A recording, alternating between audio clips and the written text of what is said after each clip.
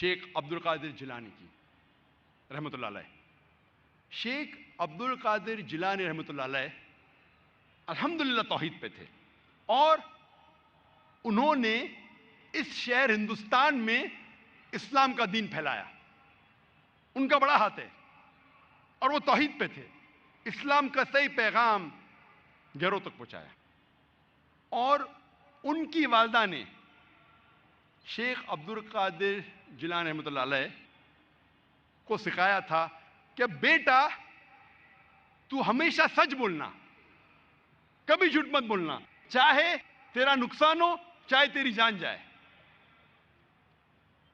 एक वक्त जब शेख अब्दुल कादिर जिलानी रहमतुल्लाह अलैह जब एक सफ़र कर रहे थे तो उनकी वालदा ने कुछ अशरफियाँ उनके कपड़े में सी दी ताकि वो गुम न जाए, ताकि कोई उन्हें चोरी न करे।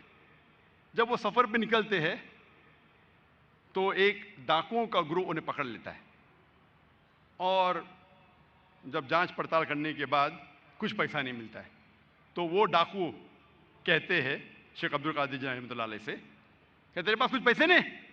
उन्होंने कहा हाँ है, मेरी माँ ने मेरे कपड़ों में सी ली है, और वो जगह दिखाते हैं।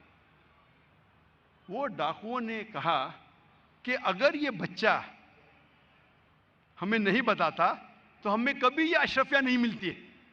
वो इतने खुश हुए इस बच्चे के ईमानदारी से और पूछा कि तुमने हमें सच क्यों कहा? तो उसने कहा कि मेरी माँ ने मुझे सिखाया है कि कभी झूठ नहीं बोलना, चाहे मेरी जान जाए। वो डाकू इतने खुश हुए कि उन्होंने डाका डालना छोड़ दिया।